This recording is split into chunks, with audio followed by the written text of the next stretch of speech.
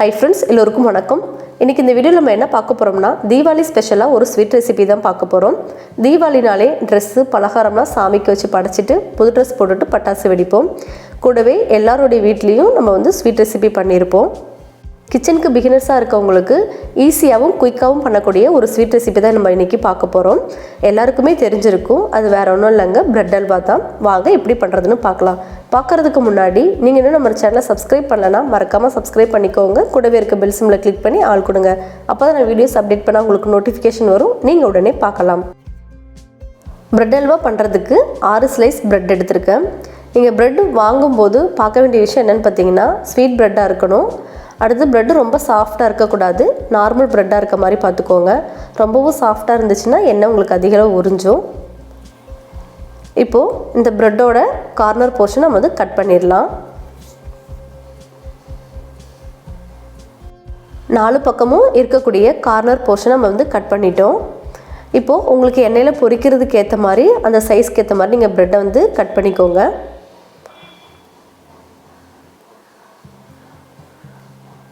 இப்போது சின்ன கடாயில் தான் நான் பொரிக்க போகிறேன், அதனால் நான் குட்டி குட்டி ஸ்லைசஸாக கட் பண்ணி எடுத்துருக்கேன்.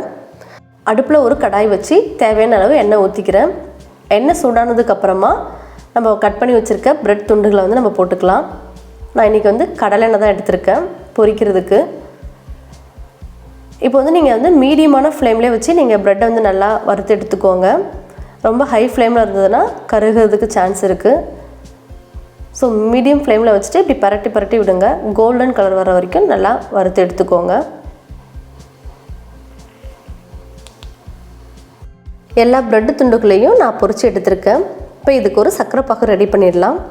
அது ரெடி பண்ணுறதுக்கு இப்போ ஒரு அகலமான பாத்திரம் வச்சுருக்கேன். அதில் 1 கப் அளவுக்கு ஒயிட் சுகர் சேர்த்துக்கிறேன். 1 கப் சுகருக்கு 2 கப் அளவுக்கு நான் தண்ணி சேர்த்துக்கிறேன். இப்போ இது கம்பி பதத்துக்கெலாம் வர வேணாம், அந்த சர்க்கரை நல்லா கரைஞ்சாலே போதும். அது வரைக்கும் நல்லா நம்ம ஹீட் பண்ணிக்கலாம். இப்போ பாருங்கள், சர்க்கரைலாம் நல்லா கரைஞ்சிடுச்சு. இந்த ஸ்டேஜில் 1 டீஸ்பூன் அளவுக்கு ஏலக்காய் தூள் சேர்த்துக்கிறேன். இது நல்லா வாசனை கொடுக்கும். இப்போ இதை எல்லாத்தையும் நல்லா கலந்து விட்டுறலாம். அடுத்ததாக நம்ம பொரிச்சு வச்சுருக்க பிரெட் துண்டுகளை நம்ம இதில் போட்டுக்கலாம். இப்போது இது நல்லா கொதிக்கட்டும்.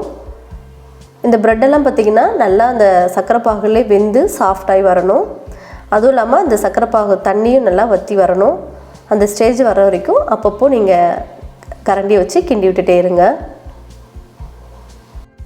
இப்போ பாருங்கள், தண்ணியெல்லாம் நல்லா வற்றி ப்ரெட்டு நல்லா சாஃப்டாக வெந்து வந்திருக்கு பாருங்கள். இதை நல்லா கரண்டியால் மசிச்சு விட்டுறலாம். ஃபைனலாக இந்த ப்ரெட் அல்வாவில் நெய்யில் வறுத்த முந்திரி பருப்பும் ட்ரை கிரேப்ஸ் நம்ம சேர்த்துடலாம்.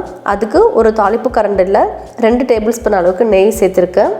நெய் நீங்கள் அதிகமாக சேர்க்க வேண்டாம், ஏன்னா நமக்கு ப்ரெட்டு எண்ணெயில் தான் பொரிச்சு எடுத்துருக்கோம். ஸோ அதுலேயே எண்ணெய் நமக்கு இருக்கும். அதனால் நான் 2 டேபிள் ஸ்பூன் அளவுக்கு நெய் ஊற்றி, நெய் சூடானதுக்கப்புறமா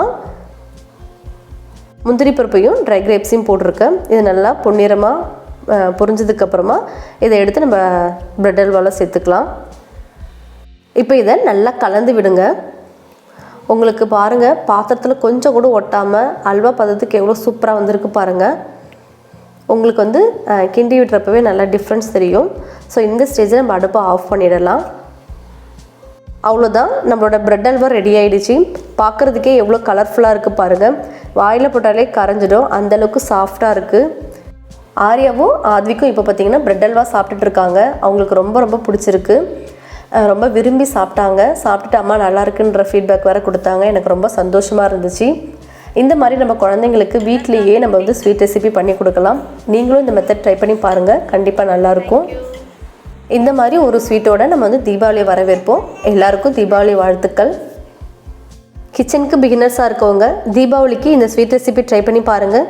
பார்த்துட்டு உங்களுடைய ஃபீட்பேக்கை மறக்காமல் என் கூட கமெண்ட்டில் ஷேர் பண்ணுங்கள். இந்த வீடியோ உங்களுக்கு பிடிச்சிருந்தா வீடியோக்கு ஒரு லைக் கொடுங்க. இன்னொரு இன்ட்ரெஸ்டிங்கான வீடியோவில் உங்களை சந்திக்கிறேன் friends. Bye bye, take care.